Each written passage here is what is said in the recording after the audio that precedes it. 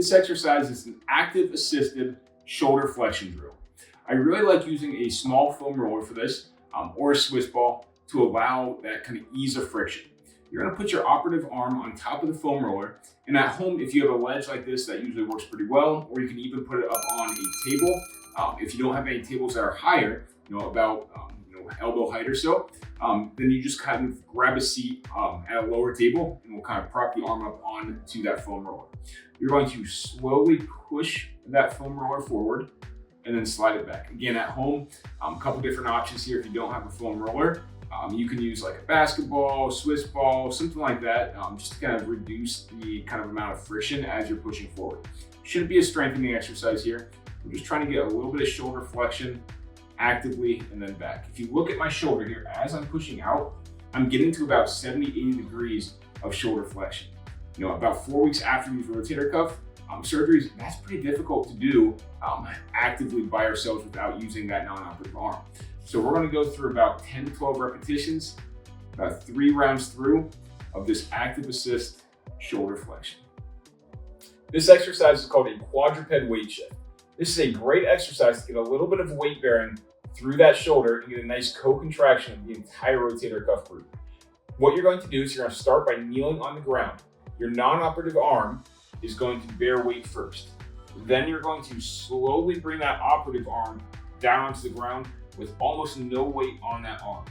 Slowly, you're going to shift your weight over to that operative arm just to a point where you feel like it's getting a little bit of weight bearing, but it's not uncomfortable, and then shift off of it. Shift onto that arm, making sure that you're not sinking down here with your shoulder blades, but you're kind of keeping those shoulder blades engaged the whole time, kind of chest away from that ground the whole time. Just find an amount of pressure that is comfortable for you, and then shift off. We're not trying to hang out there all day, these kind of early stages. We're just trying to kind of get a little bit of weight bearing, hold for a couple seconds, and then kind of get out of there. We're gonna go for about 10 to 12 repetitions here. Again, the goal here is to kind of get a nice co-contraction of the whole rotator cuff and start getting a little bit of weight bearing through that operative arm. About 10 to 12, 2 to 3 sets through quadruped weight shift. This exercise is called a supine rhythmic stabilization for the shoulder. What you're going to do is you're going to take your non-operative arm, help your operative arm get up into this position. From here, we're going to do 4 distinct motions. This exercise is great to kind of get a nice co-contraction through your whole rotator cuff. If you feel like you need it, you can kind of gently brace here at your elbow. But at this point, post-operatively, we should be starting to feel a little bit more controlled in this position. So really kind of challenge yourself that if you don't need to hold on, then don't hold on. But if you feel like you're still not quite there yet, you need a little bit of extra support, then go ahead and hold on with your non-operative hand. The 4 motions are going to be slow and controlled up and down, side to side, circles clockwise, and then circles counterclockwise. So if you watch my hand here, these are very small motions. I'm not trying to do a large excursion motion. I'm just trying to do a very small excursion just to try to get that kind of turn on, turn off function of the rotator cuff.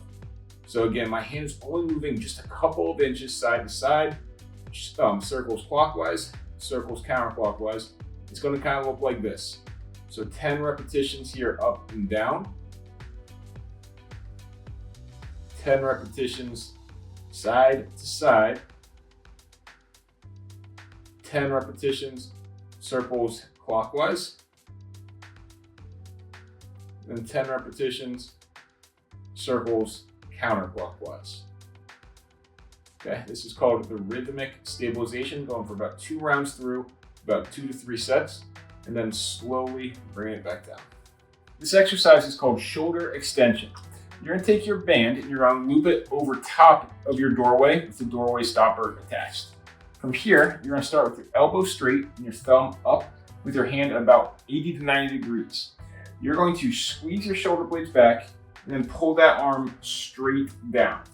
As you come up, make sure that shoulder stays down and we're not letting that shoulder drift up towards our ears. Shoulder stays down, pull straight down, squeezing that shoulder blade, and then back up. If we do this right, this exercise is a strong scapular stability drill to really start helping the biomechanics of our shoulder. We're going for about 2 to 3 rounds, about 10 repetitions here, shoulder extension.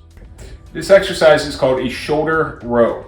You're gonna take one of your heavier resistance bands and you're gonna attach it into your door with your doorway stopper at about waist height.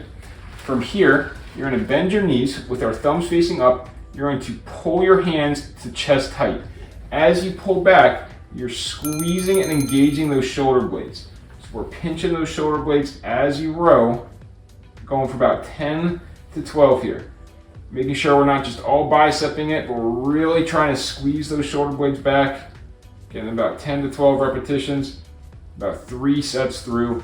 This is called a banded row.